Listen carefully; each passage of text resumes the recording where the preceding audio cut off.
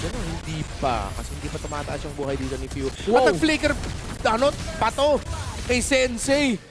Yun lang, first blood.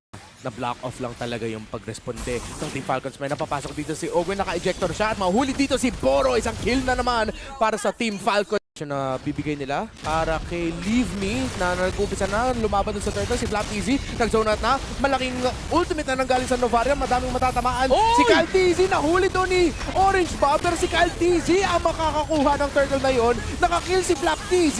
Nakakill din si Few.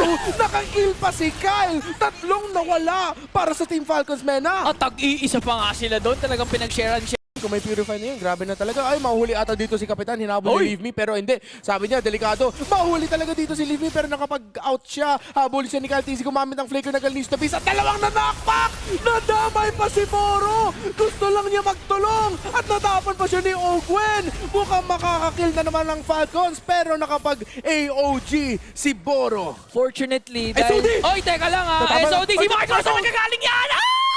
Ay, grabe ka naman, Ingan! Hindi ko in-expect na magagaling yun sa'yo! Grabe ka naman, Marco. Pati ako, natatakot mo sa Para dun sa game number 1 na si Koba na balanse niya at makakatapon na naman. Oy, pero ginamit yung fist break para hindi siya matapon, pero yung crowd control at saka yung damage kay Orange Baba siya na mataas! At yung combo ng Team Falcons, double kill kagad para kay Kyle TZ. Make it a triple kill. Natamaan si Sensei pero kailangan niya mag-back. Grabe ka na dun, Kyle! May Ay, SOD! natamaan! May SOD na sa baba! Super Marco, 1, 2, 3, ilang hits na lang! Tatamaan ba niya? Dinasyan pa niya? Sabi ni Super Marco, not so fast! He picks up another!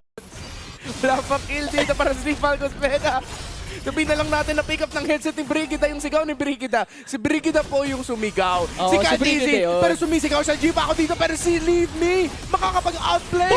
Pero si Flap TZ, pinawian niya si Kyle TZ at makakatakas si Boro. Grabe sabi ko, mahirap.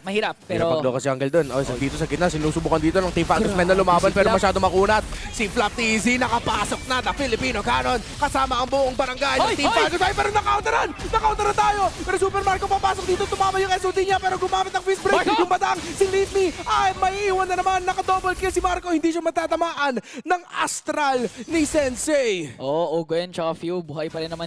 Once again, at pagbabalak Ay, na nga mag-ating dito, pero teka lang, parang nabibigyan ng ating kababayan na si Ogwen. That's a huge kill for Team Falcons Mena as they work on the Lord doon sa tao, pero si Few, tsaka si Marco, nag-iinit pa rin, may clear out naman nila din yung Lord. Falcons natin, gusto pa nila makakuha ng Torre. Pumasok dito si Flap at tinalunan kagad si Koba. Tinanong niya, Koba, oo, ikaw nga. Tapos si Flap TZ nabigyan kagad ng Team Falcons Mena pero dalawang member ang nawala sa kanila. Leave Me, susubukan niya hituin si Kyle TZ pero hindi nila mahinto si Kyle. Double kill para sa Lucas. Dalawa na lamang ang natitira para sa Team Falcons Mena. Review, hindi ko yung kailangan, okay lang, hindi naman ako makakaubutan pero si Kyle TZ nahanap niya si Leave Me at 2 versus 1 pero si Kyle TZ yung isa, triple kill para sa Lucas ng Pinas. Halimaw ka talaga, Kyle TZ! Sinamaan pa nga ni Ogwen dito, hindi tumama yung Spirit Destruction pero okay lang dahil katulad ng